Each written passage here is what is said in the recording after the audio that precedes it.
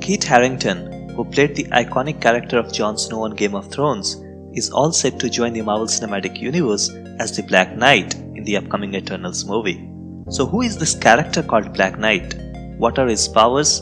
And how will he fit into the MCU? Today we are going to answer these questions. Black Knight has a fascinating story in the comics. He was originally a normal human being with no superpowers whatsoever, just like most of the superheroes, before they undergo some life-altering accident that luckily grants them slew of new superpowers.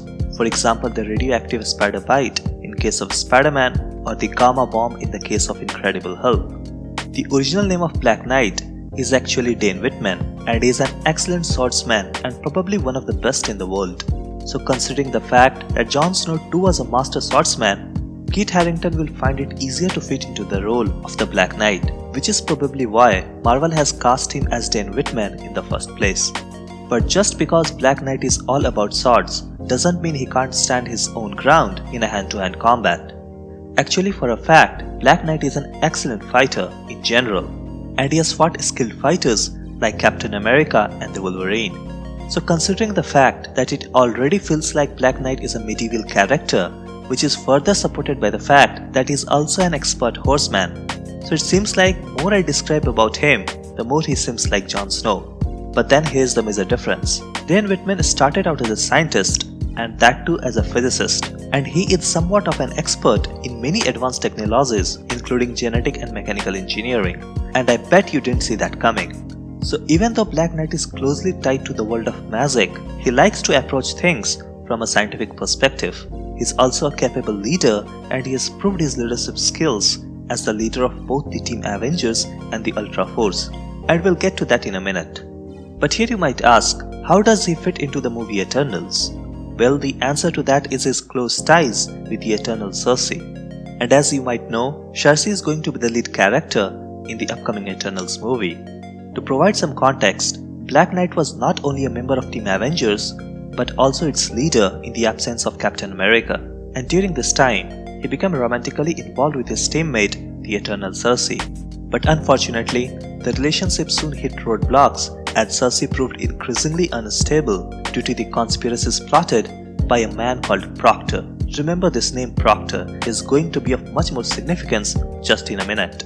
Now, since Sersi was losing her sanity, Eternal Icarus tried to stabilize her by mentally bonding her and Dane Whitman, and this bond came to be known as Gan-Joseon. But this did little to slow down the process, and Sersi eventually snapped completely. And it was later revealed that the mysterious character called Proctor, who was behind all this, was none other than Dane Whitman. But this version of Dane Whitman was from an alternate universe. He was rejected by his own Sersi and twisted by the Gan-Joseon and his Ebony's Blade curse. He now traveled the multiverse on a mission to kill Sersi of every reality. How twisted is that? But luckily this Sersi manages to kill him with his own Ebony Blade, but she is forced to leave the Marvel Universe in order to restore her mind, and Dane Whitman of this universe goes with her. The pair were transported to the Ultraverse, where Black Knight became the leader of the superhero team called the Ultra Force. He and Sersi briefly reunited to return to the Marvel Universe, but something went wrong along the way. Instead of returning to the Marvel Universe's present, they ended up in the 12th century, but thanks to Sersi, they managed to escape from this time period back into the present. But this escape came with a twist, as Whitman and Sersi were somehow separated in the transit, which destroyed their bond, and Whitman found himself back in New York in proper time, but Sersi was lost somewhere in the time stream. So just like Jon Snow's character ending in Game of Thrones, Black Knight too doesn't get a happy ending. But as you can see, Black Knight had one hell of an adventure from being a normal physicist to a magic-wielding being hopping around the multiverse. Now let's talk about his powers and abilities for a minute.